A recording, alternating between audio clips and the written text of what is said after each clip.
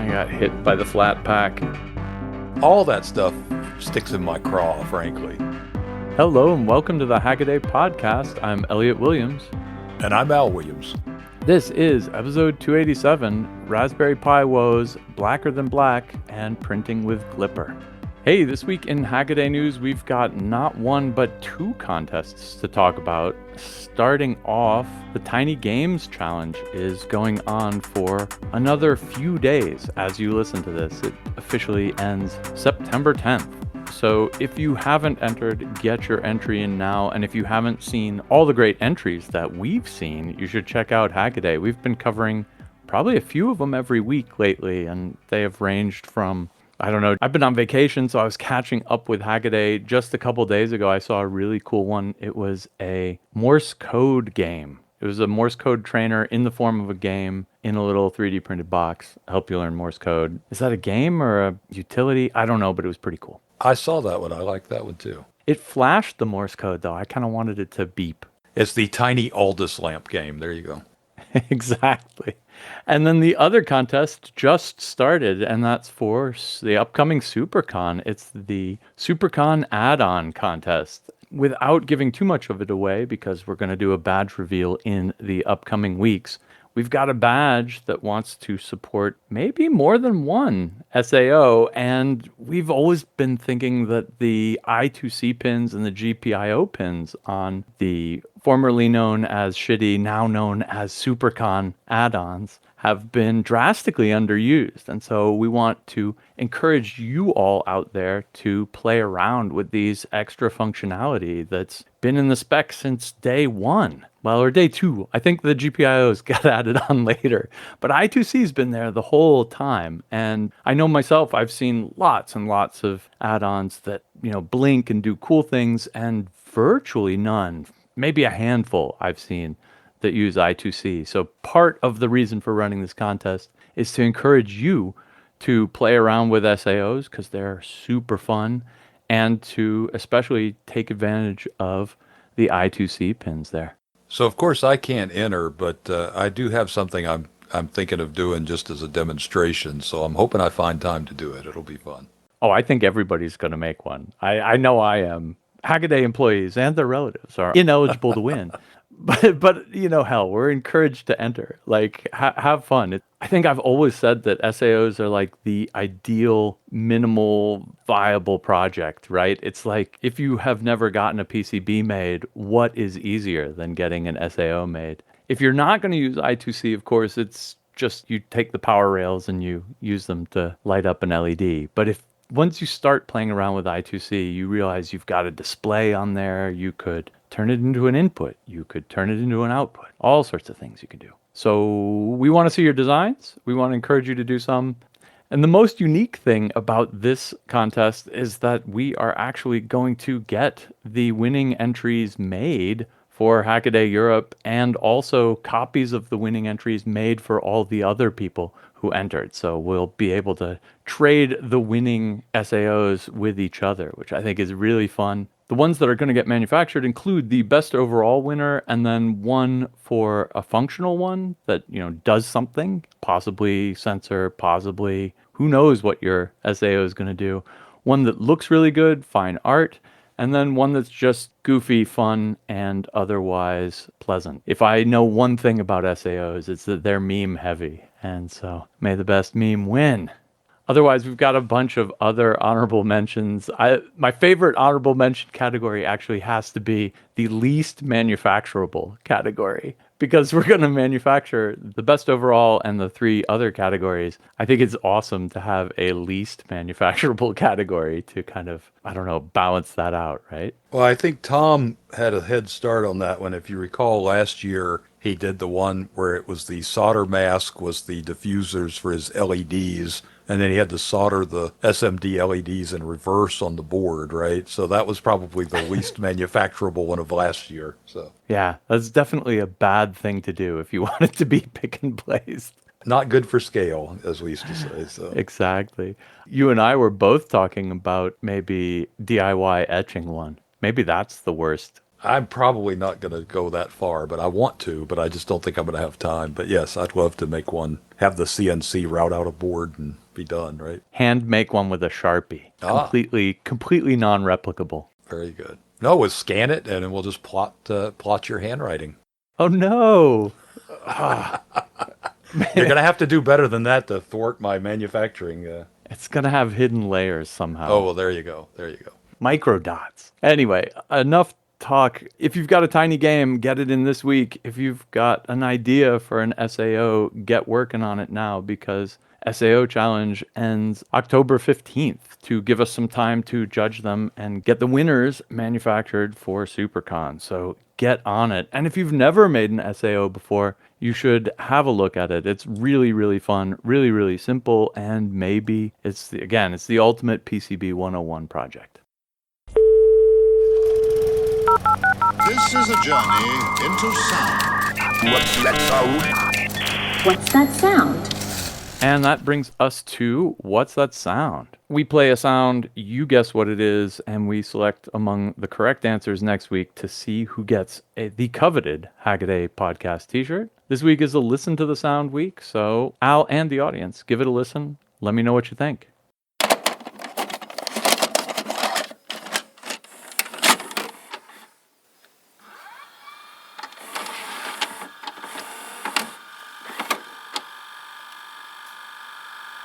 Very mechanical, a lot of motion.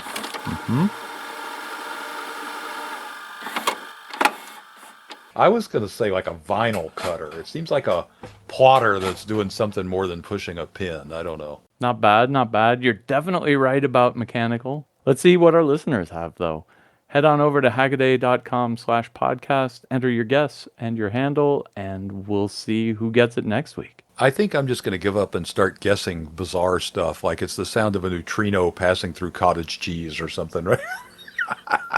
That's what half of our respondents do, too. There's no shame there.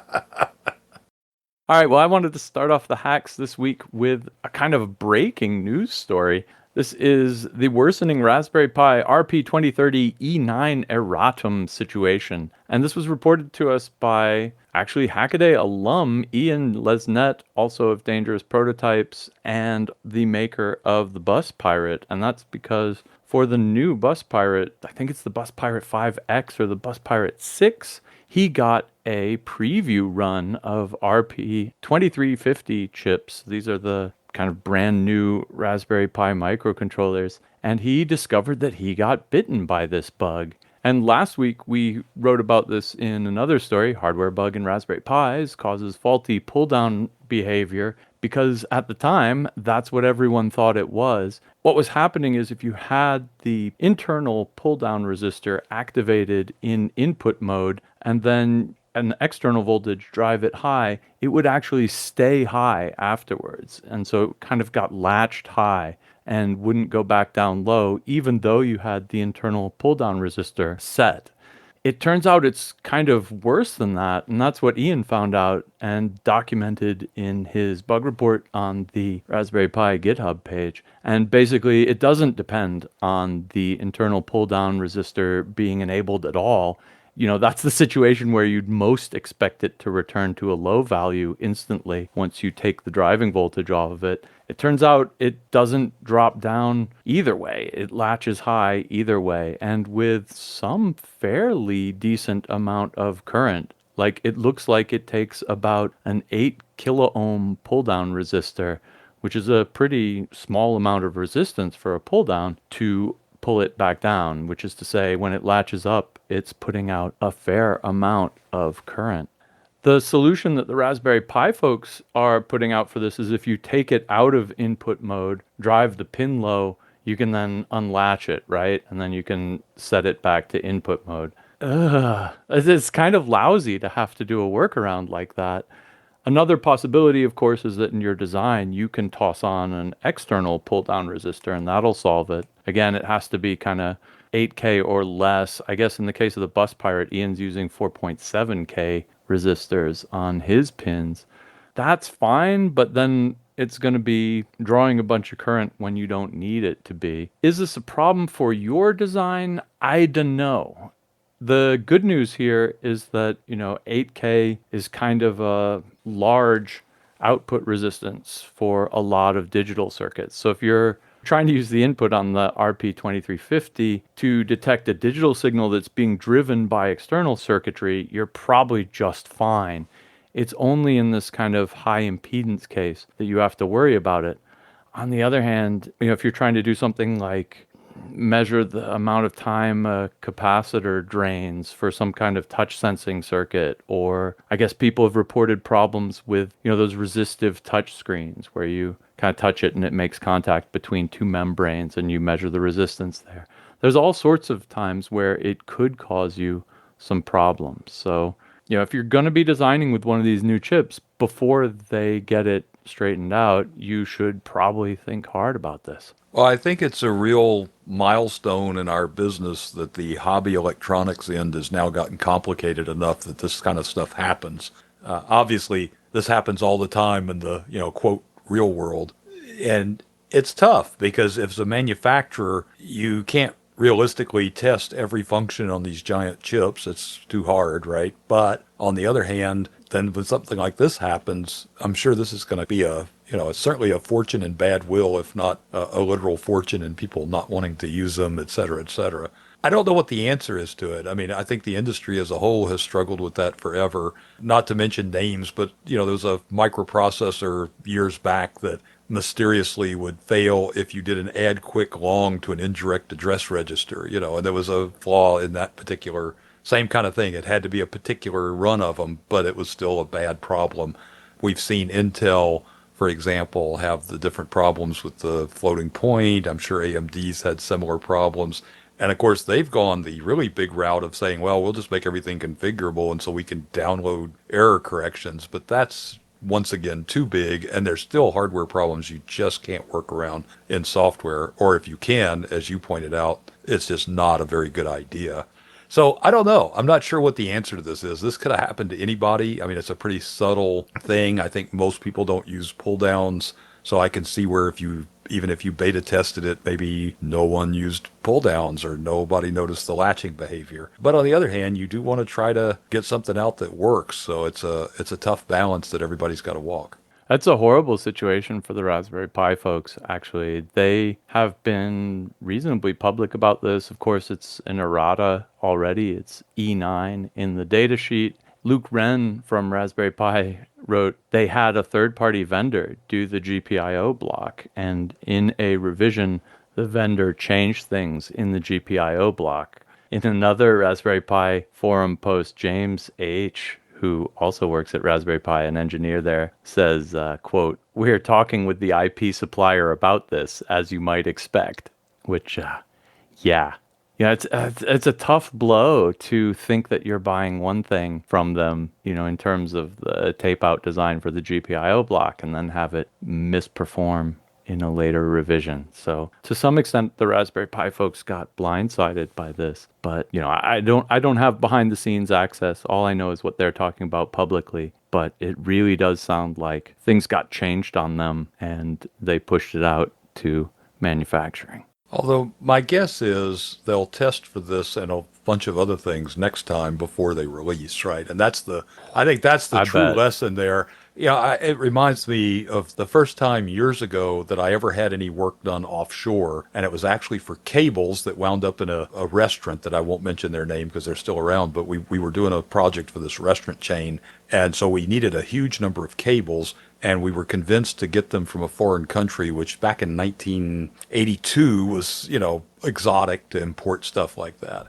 And so, of course, they were late. They came in. There was big pressure to get them shipped out because we were late. They were, we got to get them all together, shipped out. And I said, we've got to test some. No, we don't have time. And I insisted. I said, we're going to pull, 10 or 20 cables out. I forget what the number was. Test them. And if they're okay, then I guess so. But, we need to at least have eyes on them. Well, out of the 10 we pulled, 6 of them failed, right? Oh. And so we started pulling the cables apart. They were crimped, and some of them were just crimped around insulation. Some of them that were working were crimped, but just barely hanging on by one, a little strand of shit. So we essentially had the entire company, from the president of the company down to the people who clean the floors, in a room all weekend with crimp tools, recrimping connectors. So, I think the lesson there is when your name's on the, kind of like us, our names are on these articles. Well, sure, people edit them, but your name's on the article, so you probably should make sure it's correct and it's not anybody else's fault when it is. So I don't know that blaming the IP people or the foundry or whatever is a great excuse. I mean, it's certainly understandable, but I think your name on it means you should have looked at everything. It's like being the captain of a ship. Sometimes ships go down, but if you're the captain, it's your fault, right? And it doesn't matter whether you could have stopped it or not. So agreed. And I look at the Raspberry Pi engineers' public comments as being more just, bitterness at having been done dirty rather than, shifting the blame. They're definitely saying that this is their chip, this is their problem, and they'll fix it. And I do think they've been wonderfully transparent with it. I will say that. They're not sweeping it under the rug, which is good on them. So, word. Errata are not the sole property of Raspberry Pi. If you look at any other microcontroller series out there from any of the other manufacturers, there are always secret hidden details in the errata that are going to come out and get you. I can count 5 examples that have bitten me from other major microcontroller manufacturers. So, Yes. Hardware isn't software. I think we can all agree that it's a lot harder once you commit to $1 million run of these things to back up and fix it. It's a tough situation to find them in, and it's a tough situation for us who want to use the part in our designs, but at least now you know what the problem is. my first one is from Alan Pan, and who hasn't thought of this, right? You're cutting your grass and you're thinking, why can't I do this with a, robot / laser / some sort of gadget that would do, why am I doing this? And especially here in Texas, where the running joke is, at this time of year, by the time you finish cutting your yard, the first part you cut already needs to be cut again. So it's just this Mobius loop of grass cutting. I'm not sure this is the best way. I'm going to be honest with you, but I just thought it was interesting. The idea was to use lasers, which of course lasers can do everything, as I once learned on a airplane trip where the guy told me we should use lasers to defuse hurricanes. And I said, well, how would that work? He said, well, I'm not sure. But, in this case, the lasers, which have become pretty common, because you get a laser diode, it doesn't actually cut the grass all that fast. So, a blade, how long does it take a blade to cut through a piece of grass? No time at all. But the laser takes a little extra time. So therefore, now you need lots of lasers. And so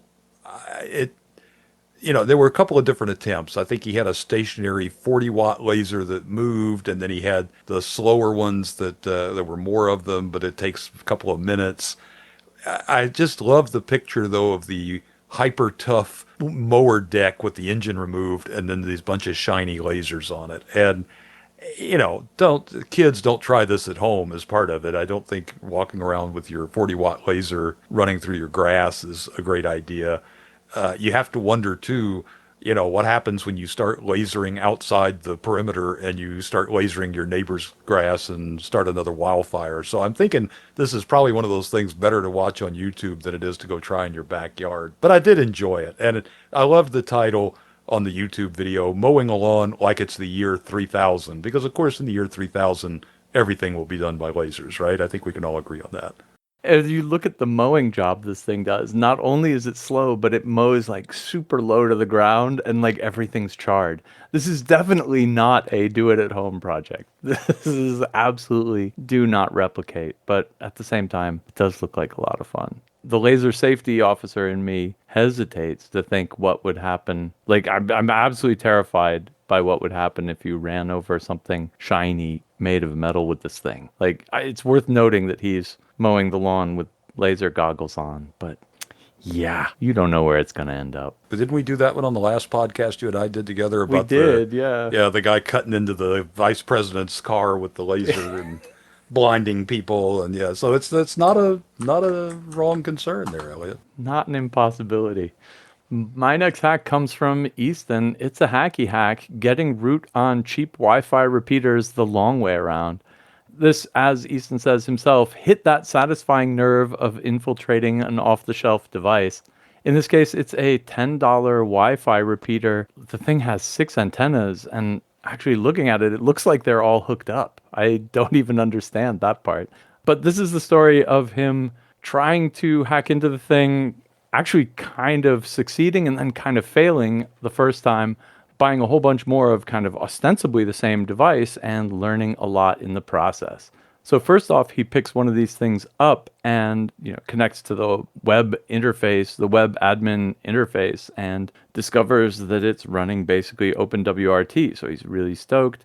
Can't use any of the obvious web hacks to get in. Solders some connectors onto the serial ports on the device, and of course is able to interrupt it in boot and get in as the single user root.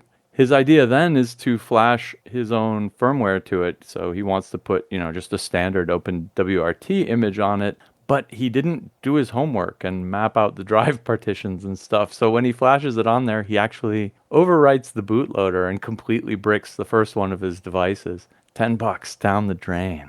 But then he buys a bunch more of them, kind of in the $6 to $7 to $10 range, and does the same thing. What's really weird about these is that they all seem to use slightly modified different versions of OpenWRT. Like some of them have the admin console page in blue, others in orange, but otherwise they're basically all the same. The next few he gets into, solders on wires, gets into them as root, same method of breaking into them, looks at the password file, and they all have the same password hash for root. So at this point, he doesn't know what the password is. He can get in his root. He doesn't know what the password is, but he does know that all of these different brands of Wi-Fi routers are all using the same root password, whatever that is. And he briefly thinks about cracking it and actually spends some money on cloud computing to do so, and doesn't get the password. So what the password is still unknown. But along the way, he tries the web admin interface method again and figures out a way to get shells running on them. The web admin UI page sanitizes the SSID field, so what the router is called. But if you send it directly as a curl request, it doesn't bother sanitizing the SSID. So you call the SSID, set root password, blah, blah, blah, and it sets the root password to blah, blah, blah. So it's easy enough to change the root password remotely. Still an open question what the default password for root that's on all of these boxes is. I share Easton's mind-boggled face at this, where he's like, they bothered to change the color of the admin interface, but they didn't bother to change the root password. What, like, shaking my head. Anyway, it's a great write-up of kind of two attempts on similar devices. One, a complete fail because he overwrote the bootloader, and then some others that are going to be successful because now he's managed to map out the internal flash memory structure. So, should be good. Minimum power boxes, but what do you want for $6 or $7? Flash them with OpenWRT and have some fun. Can you picture the engineering team meeting and they're going, yeah, I don't care about the root password, but why is that screen orange? I This is unacceptable. You get back here with a blue screen immediately, It is mind-boggling. I looked at this a different way. I mean, first of all, I just like this kind of stuff, right? It's always fun to watch somebody crack into some weird device. But I was thinking, man, what a world we live in that and a lot of it is because we have Linux. And I mean, not to say it's got to be Linux, but because we've got this open thing that's adoptable by everybody, therefore everyone adopts it because, these cheap manufacturers aren't going to go license VxWorks from Wind River, for example, and try to sell something for $2. It's lose money on every sale. But because of that, it's a lot easier to do this, right? Imagine a world where Linux didn't exist and you've got some box like this, you open it up, it's got some completely proprietary operating system or something from some company and not to pick on Wind River, but just because they're the big people in that space. And they're not going to tell you anything. They're not going to give you any information that you didn't, buy from them. So this would have been bone-crunchingly difficult and probably not worth the effort, frankly. But because it's Linux, You've got enough Linux skills, you can go through and do all these different things to it. So, from a hacker point of view, I love that. That's great. I think maybe from a security standpoint, I almost wish it was some cloudy thing that I know security through obscurity is not a great idea, but you got to admit it also does stop a lot of people that could otherwise hack into your world, right? So I don't know. Yeah, I think the hacker part of me wins, though. I think it's really cool that there's so many things out there that we can just take apart, and you've got some idea what's running on it. You've got tools to work on it. It's not some exotic thing that you're never going to be able to figure out. Well, my next hack this week is not really a hack. It's from Dr. Bill Newhall of the University of Colorado, and he has very generously been posting his entire class this semester online. I really enjoyed the introduction to it. It's a class called Practical Electronics, and it actually, if you look at the class number, it's a mechanical engineering class, and you think, well, what? But we've seen that before, right? The Art of Electronics was written for that same purpose, is to say, well, electronics has permeated everything. And so if you're some other kind of engineer or scientist, you can't just not know anything about microcontrollers and sensors and transistors. So how do we give you that without having to force you into learning all the things actual electrical engineers have to learn? So I thought that was pretty cool that they're teaching that. It's very practical, very hands-on. And, I made the comment, Dr. Newhall's kind of one of us. He's a ham radio operator. He's a pilot. I fancy he might read Hackaday, but I don't know that for sure. But he certainly seems like the kind of person that would. The lectures are, they're lectures, and not everybody learns well that way. I actually don't. But it is nice because it's on YouTube, so you can speed it up. You can slow it down. You can stop, you can rewind it, you can skip over the parts where, you go, yeah, I know about that, and skip over it, although that's dangerous because sometimes you don't know as much as you think. The comments, oddly enough, got kind of fixated on the fact that the schematic he shows on one of the screens that we did a screenshot for doesn't have dots on it. And I thought, well, that's probably not...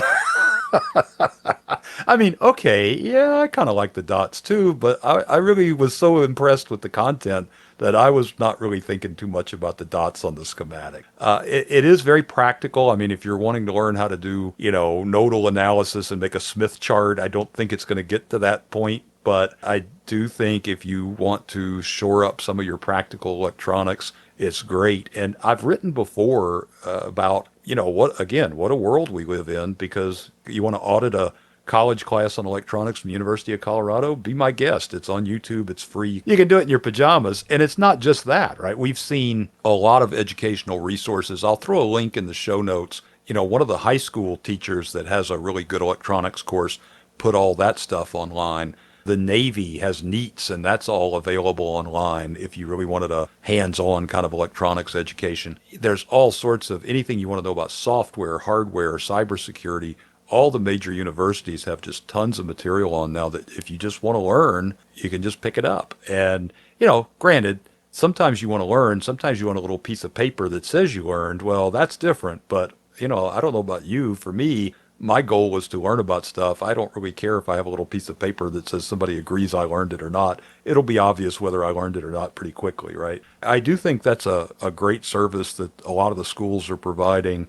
And this particular class, I think, really was accessible. It wasn't something like, oh, I would take that, but I don't know differential equations, and I don't know, seems very accessible, very practical, and from somebody who seems very practical. So worth checking out. And the beauty of it being aimed at mechanical engineers is it's aimed at smart folks, just folks who don't have the electronics background yet. And he starts off with a survey. Everyone in the class is supposed to click the buttons, and it has questions about, how often have you breadboarded a circuit? And it goes from never to once or twice to many times to expert. How's your soldering experience? How's your PCB layout and fabrication experience? My guess is that a whole bunch of the Hackaday audience actually has kind of a leg up on some of the students in this class. It's probably just the right level if you're looking to, pick up some new perspective on prototyping, on practical electronics, et cetera, don't have any sort of formal background in electrical engineering, but want to pick up some practical knowledge into how to take that next step.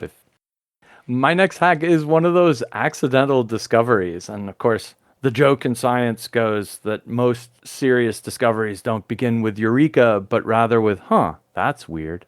And this is one of those. This is ultra black material sustainably made from wood. It's a story coming out of a lab at University of British Columbia. It's a really neat failure because they were looking into how to get directed plasma to cut wood reliably. And it didn't really work. But what they discovered along the way was that if they hit the wood, especially the end grain, the plasma kind of charred it, but left a lot of the xylem or phloem or whatever the tubes that make up the fibers in wood are intact, just charred. And it turns out this is exactly what makes those kind of ultra black paints work, right? Like they have carbon fiber nanotubes in them or something.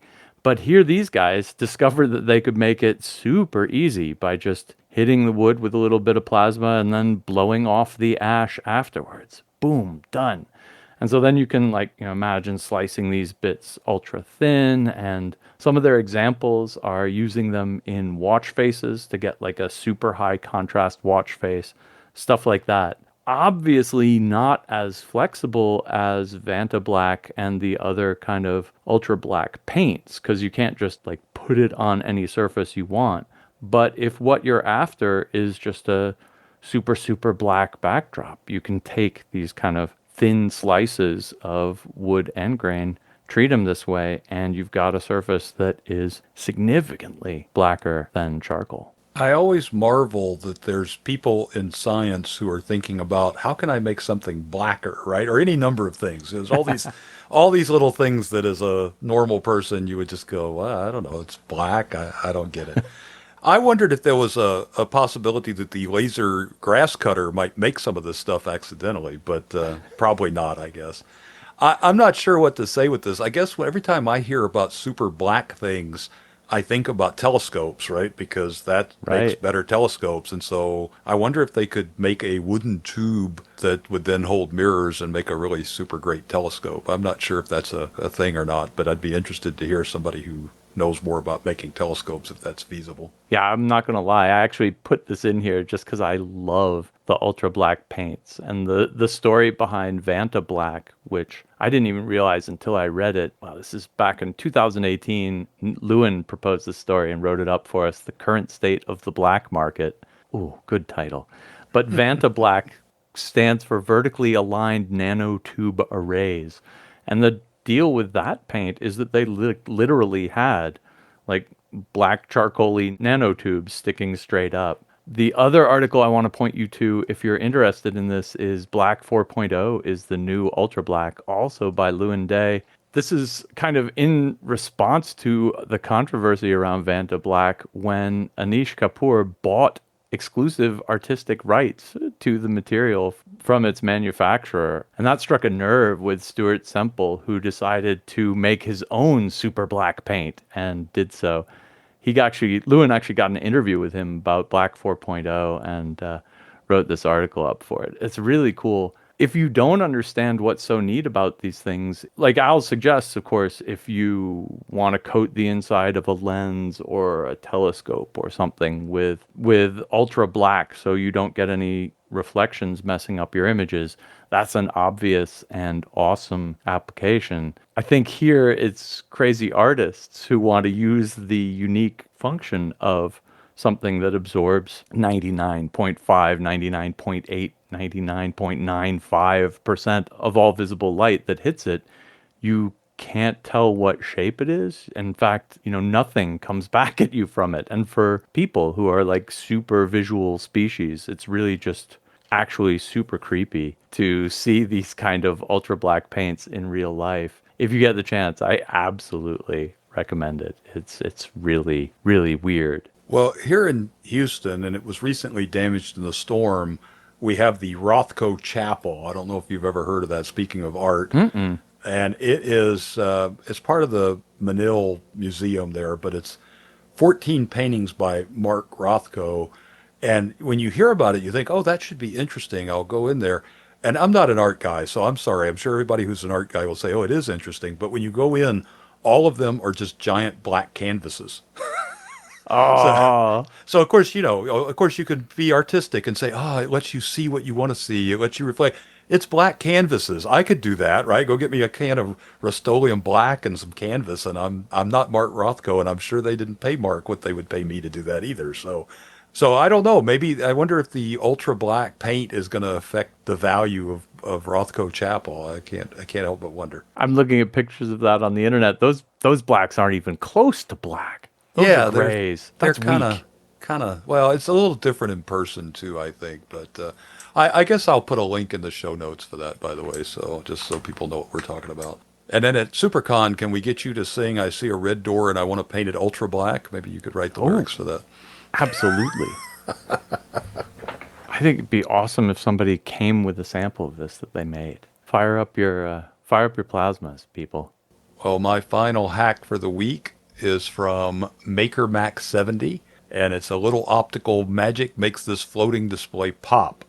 No secret, I'm a science fiction fan, and so you always see that on science fiction, right? Everybody's got a phone that floats a picture in front of you, or a holographic projector from R2D2, or from the, whatever. This kind of looks like that. It's floating out in the air. Of course, it's not really floating out in the air. It's a what do you call it, a half silvered mirror type thing, or partially reflective mirror. But it really looks good. And I think, some of that could be photography angle, but I always wonder why we don't see more of this. Part of it, I think the lighting has to be just about right. And it's not that hard to do though, right? I mean, if you have, we've got plenty of display technology now. All you need is that partially reflective mirror, and you can make something that's, pretty stunning looking. I really like that he also used the time of flight sensors to watch for fingers poking into the space. So it actually makes a floating touchscreen, which that is super cool and probably not as easy as it sounds. One of the best uses I've seen for this technology, and I should have put a link in the show notes, I'll correct that here in a minute. When the pandemic hit and everybody was doing video conferencing, it's a real drag that everybody's got to look at their cameras or look at their screen, and you can't do both, so you can't really make eye contact. But we've seen this kind of tech used to where you can have a picture image of your screen in front of you, you're looking through the mirror, and the camera's picking up the image off the mirror. So I think that's a really cool use of that too. So that's one of the few things I could think of where I've seen this used appropriately. But the combination of the LCD screen and the type of flight sensors to make that kind of volumetric display, I thought was very cool. I guess this is a Pepper's Ghost illusion. I've actually seen a really stunning display with this. I thought I'd mention it. It was in a demo at a trade show for a sensor receiver bar that basically was a whole bunch of focused IR light beams and receivers. And so it could tell where your fingers were in space by where the reflected light off of the IR sensors came out. So that's kind of like the time of flight sensors in this hack, except the demo was, again, a Pepper's Ghost illusion. So you were supposed to press on these kind of virtual floating buttons, and the reader bar would figure out where your finger is and track it that way. And I thought that was such a cool demo that I asked them if I could have one of the things to take it apart, and they let me. Which you can read the teardown in the Hackaday article I'll link to. It was actually really fun to reverse engineer this thing too. But that was just such a great feeling, and it struck me as being an awesome interface. The combination of this illusion surface plus the ability to touch it and have things work. I thought that'd be a great hacker trick. And then, fast forward, here we see somebody doing it. I always wonder when the popular vernacular turned hologram into something real, right? So if you notice Star Trek, it's a hologram, but it's actually some physical manifestation of something. I'm like, yeah, that doesn't make any sense. But, these things like this, I think it really does do a good job of making things look very futuristic. And who knows, maybe in the year 3000, when everybody's cutting their grass with the laser lawnmower, that will look antiquated, and people say, oh, isn't that quaint? People thought that was what things were going to look like. But for now, I think it looks really good. My first quick hack comes from Thornhill. Tactile communication board speaks the truth. This is a device to let people who have trouble talking press the buttons and have it do the speaking for them. We've seen these as kind of tablet apps and other things. This one, he puts a lot of tactile switches in there just because it's a nicer user experience for the person doing the talking. As a user of a mechanical keyboard, I know how he feels, and I think that's awesome. Humble 555 gets a boost for ESR meter is a quick write-up of a hack by Peter Demchenko. The discharge pin on the 555 timer drains the capacitor in the usual timer circuit, so it's able to sink a little bit of current, but it's also active when the output is low, and here he needs just a little bit more current draw capability, so he gangs the two of them together in parallel. It's a quick and dirty hack, but those of you out there who are interested in pushing the 555 to its limits, this will let you get more current, at least in the pull down direction, out of the thing. Open Eros multi-material printing enables low-cost silicone prototypes. This is a really cool demo of a technique they're using in their open respirator design. They print a mold out of a water-soluble 3D printer filament, BVOH. They inject it with silicone, let it cure, and then they dissolve away the mold, basically, which is pretty cool. It gives you kind of arbitrary silicone shapes on the cheap and quick. But what's really neat is they take this one step further and use a multi-material printer to also put solid PETG rings where they attach the filters into the silicone design. So here they can get not just a silicone form out, but a silicone form with embedded 3D printable plastic shapes inside it, then the mold dissolves out from around the whole thing. And last up, NASA, your name in Landsat. Somebody's gone through or maybe used an image recognition software to pick out letters in natural features. So like rivers that look like S's or C's and atolls that look like O's. And you can spell your name, or as Tom Nardi, who wrote this up, did, you can spell out Hackaday. But does it have the entire Unicode character set, Elliot? It does not? That's a funny question. Go read Tom's article. He tried to do the shrug emoji and discovered that it didn't. So, it frightens me that we both thought of that. I don't know. So you got to let us spend less time together. Geeks of a feather. Okay, my quick hacks for the week. I always love when somebody uses an electronic component for things it's not supposed to be used for.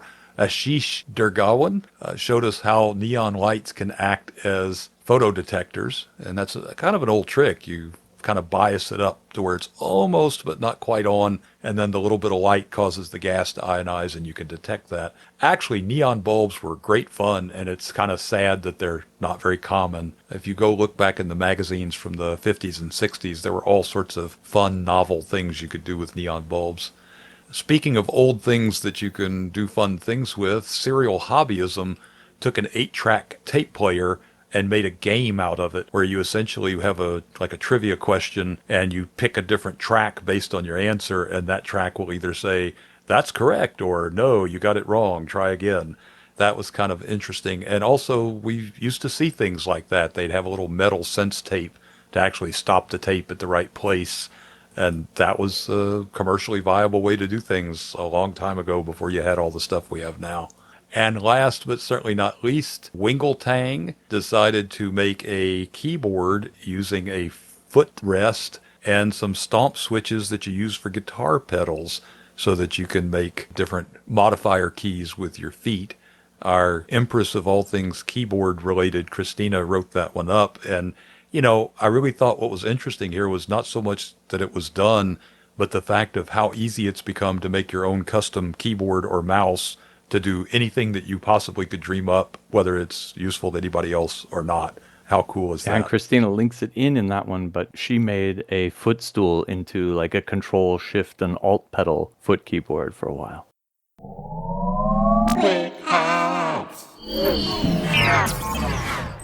Well, that brings us to our can't miss articles. These are long form pieces written by our fantastic Hackaday writing staff.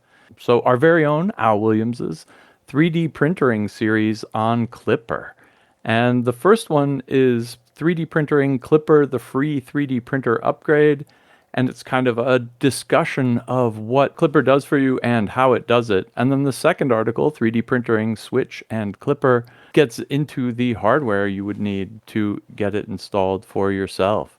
And for those of you who don't know, Klipper is kind of an alternative motion control software for a 3D printer that instead of running on a tiny microcontroller, runs on a Linux computer. And so it kind of takes the place of Marlin, which is a really super common 3D printer firmware that basically just interprets G code. And it makes a bunch of things easier because it resides on a Linux computer. And I thought it was absolutely hilarious that one of the reasons you cited for installing Klipper was not having to continually recompile Marlin and flash it to your 3D printer. Boy, I hear you on that one. I think my printers are all running ancient versions of Marlin, and one of them in particular, it was actually made in a workshop with Joseph Prusa of 3D printed parts that he gave me to make this printer, and that thing uses a Sanguina Lolu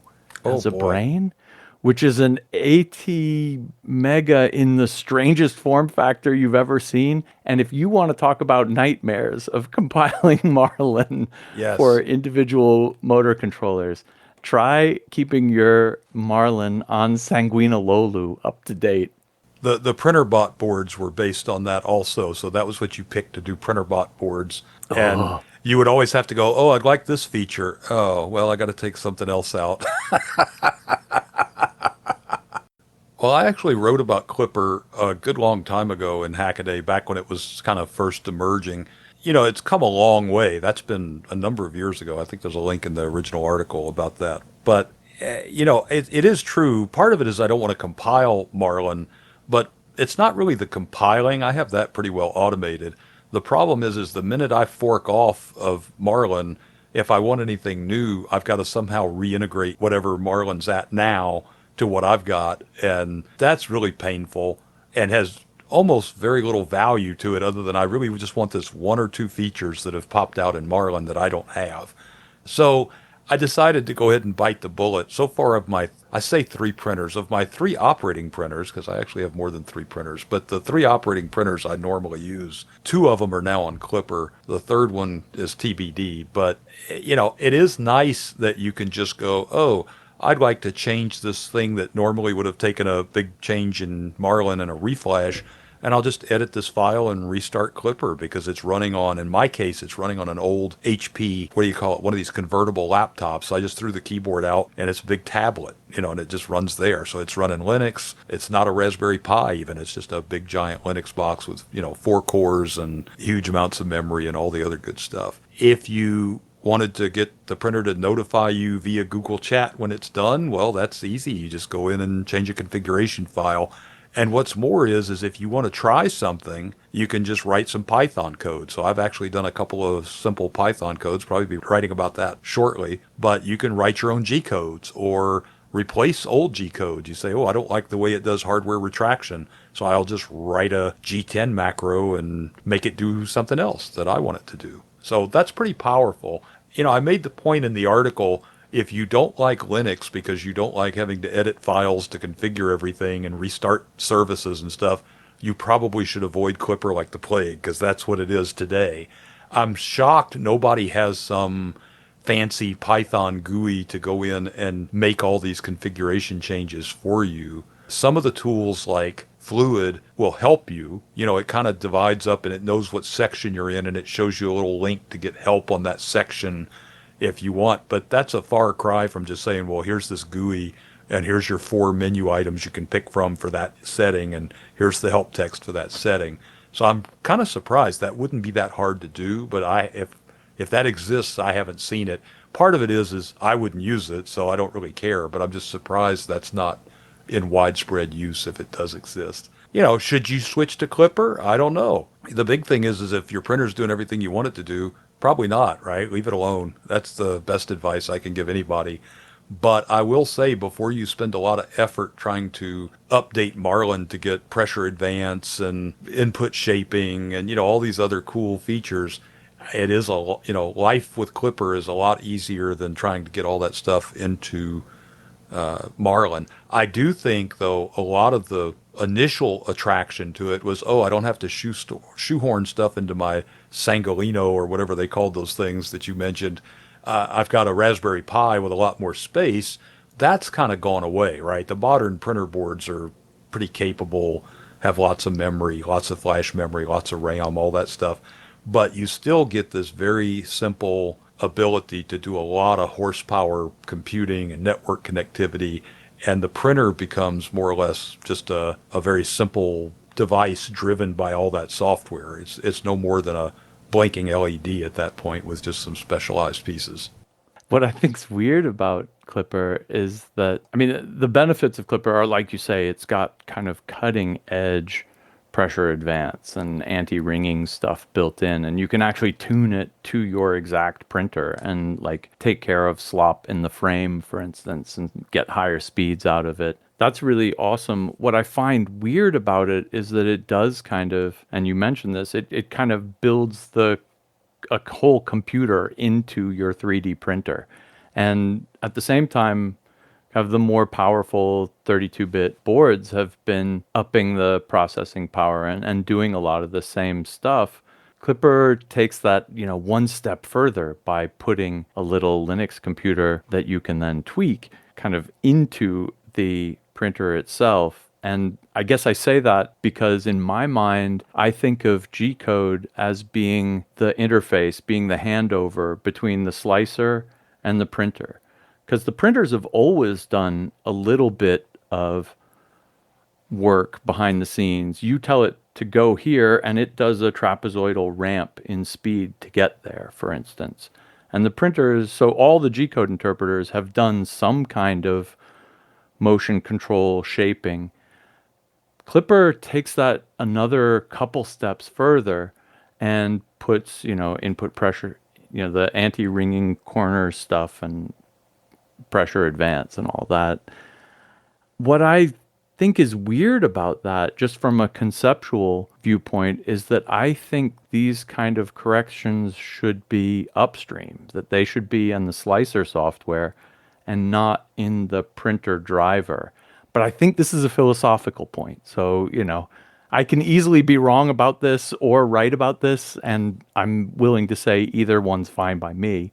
Do what works for you, right? But to me, it feels like I want the machine to behave as reliably as possible and as transparently as possible given this G-code file. And then I want to tweak the G-code file upstream in the slicer to do the pressure advance and to do all of that. The downside there, though, is that you end up with huge G-code strings as they try to take all of this into account. So what looks like a straight line and then turn a corner becomes, well, you have to navigate around that corner and you have to... So it makes what I think of as kind of this clear separation between slicer and machine a little bit more nebulous. And that's kind of where Klipper slips in and says, well, I'll take your G-code, but then I'm going to change the machine motion dynamics to better give you what you had intended to produce.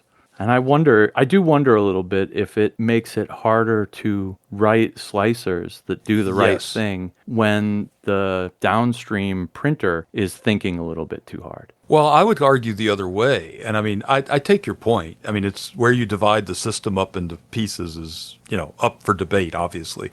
But I do think if you did as you propose, you would have a lot more effort to write a slicer. Because right now the slicer's talking to an abstract printer. And in your world, maybe that abstract printer is always a Cartesian printer, but in somebody else's world, it's a delta printer. And in somebody else's, it's a polar rotating printer. You see what I mean? So I want to draw a straight line, but for me, that means I have to do my kinematics where I drive two motors 90 degrees out of phase. I don't really want the slicer to know that because every time I do a new type of printer now, the slicer is dead until somebody goes and works all that out for the slicer. So I think maybe having the G-code be more of an abstract representation isn't wrong. The real question is, I think the problem is because of the limitations on the board, the slicers have even done too much, right? So retraction, for example. Right. A lot of newer Marlin versions and Klipper can do hardware retraction. Why shouldn't it, right? Why should the slicer be doing retraction? Other than to say retract. What does that mean? Well, it might mean nothing. It may mean everything. I don't know. The printer should know that. Now, once you get into the printer, you've got another division, and that division is the printer just know how to read G-code, or does the printer just know how to execute little minor things, which that's the Klipper approach, and then somebody else interprets the G-code for that particular type of printer and manipulates the low-level kinematics. Here's the advantage to that, and it's another advantage to Klipper. Some years ago, I've got the ship of thesis ANET A8, which means there's no original parts left to it, but it's still an ANET A8. And I decided I wanted to make it print in color. Well, of course, the board does not support enough extruders to run more than one extruder, so I had to replace the board, which I did. And I had to rebuild Marlin and did that. And I got, and that works really well. I've got, 3 extruders and a head that will take, switch three filaments out. But if I were doing that today and I had Klipper on that machine, I could have just said, I'll leave that board like it is. I don't really need a lot of space in it because I'm just going to put a low-level device driver in it. Then I'm going to go buy another $20 printer board off of AliExpress, mount it in a box, use it to drive my other 3 extruders, and I'll just tell Klipper, hey, this printer doesn't have one board, it's got 2 boards. Or it's got 3 boards or 4 boards or whatever I want to do. And so if you notice, a lot of the new sensors that are aimed at like Voron and other printers that use Klipper, you say, oh, I want this sensor to sense where my bed is. You don't wire it to the board. It's got a USB connector, and it's just a device that Klipper knows how to talk to. So suddenly I've got, well, here's the board that drives my stepper motors. Here's the board that runs my filament management for color. Here's my board that runs my bed sensor. And you could have 4 or 5 different boards. It all gets integrated together as one unit. And it's because all the code on those things is very, very simple. It doesn't change much. All the real work's being done in mostly Python back on the Klipper host. So I think you could argue about the division, but I think the division Klipper's using isn't stupid. I will say that. I think there's pluses and minuses no matter where you draw the lines, right? Oh, I think your argument that it makes the G code more machine agnostic is actually really strong. And I'm going to rethink my philosophical point there. Wow, can we revisit VI versus Emacs while I'm on a roll? So I think you might actually be right on this one. God damn. No, we cannot. VI is correct. Emacs gives you carpal tunnel in your pinkies. We can't have a religious argument on the air. I get it. Yeah. No, I think that's really good. And the modularity of adding new things is really great. I buy it. The only downside as I could see it is you have to have more Linux computers kicking around. You have to have one dedicated computer per printer, right? No. I run three different printers off the one box. So yeah, it's pretty low, as long as you got a big enough box. Obviously, if you had a Raspberry Pi that was a Raspberry Pi 2 or something, maybe not, I don't know. But yeah, like I say, I've got a retired HP laptop with no keyboard, and it's running, it's able to run 4 printers, and I could probably configure it for more, but I don't have, even if I pulled out all the spare printers, I would not need more than 4, so.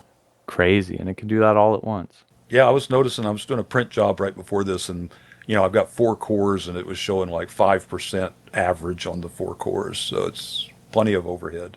Compared to generating 4K video off of network stream or something, this is not all that heinous. It's just heinous for basically an Arduino. No offense to Arduino, but it's a lot to do for a little 8-bit processor, but these things are all made to do massive things, and it's not that taxing. So, yeah, I think you should revisit it.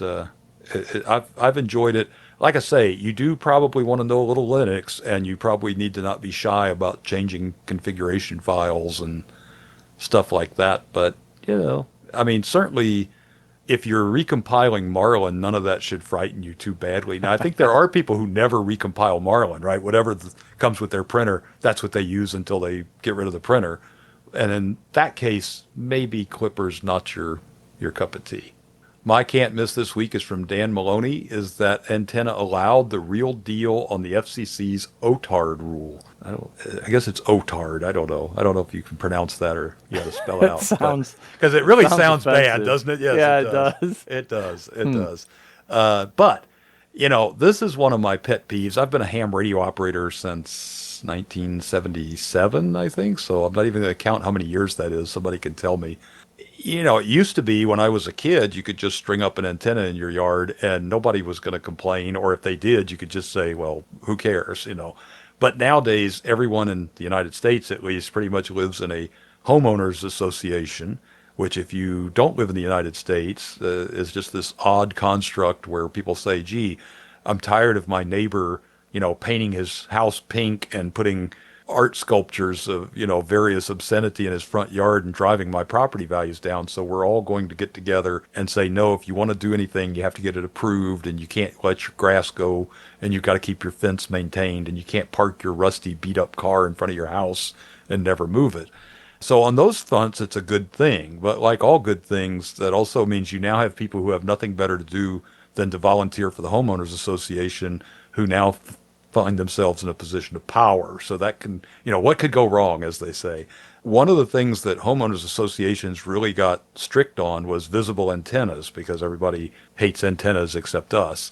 And the FCC moved to act. Now, you say, oh, well, that's really great of them, right? That's a good idea. Well, the problem is the FCC moved to act to protect television satellite antennas. Why? Because there's a lot of money in that, right? So if I can't go put a satellite dish on my house because the homeowners association won't allow it, suddenly the people who sell satellite TV services are very sad, and they have a big purse. Unfortunately, ham radio operators don't have a big purse, right? And while the ARRL, kind of represents hams for, legislative things like that, no one's getting elected or not getting elected based on the ham radio constituency. So as a result, they go, oh, well, we can't interfere with that. That's a private contract. And that's been brought out many times is, it's also a private contract when it's a satellite TV dish, but that's different. And, I guess you could argue, well, there's a public interest in people getting TV, but, there's also a public interest in ham radio people having emergency preparedness, for example, but that's not strong enough. But watching the news on DirecTV is strong enough for the FCC. So Dan's point was there's a lot of misinformation running around. Heck, I may have spread some of it just now. Who knows? But, the read of the OTAR, if you actually go look at it, was governmental and non-governmental restriction on viewers' ability to receive video programming signals. You could say, well, but I'm doing slow scan TV. That's not going to fly. That's not what that means, right? And I think that's the key. For the same way that you can say, well, there's an airport here, so you can't have a tower over a certain height. The FCC will allow that too. There's certain flex in the language, but video in that context does not mean ham radio video.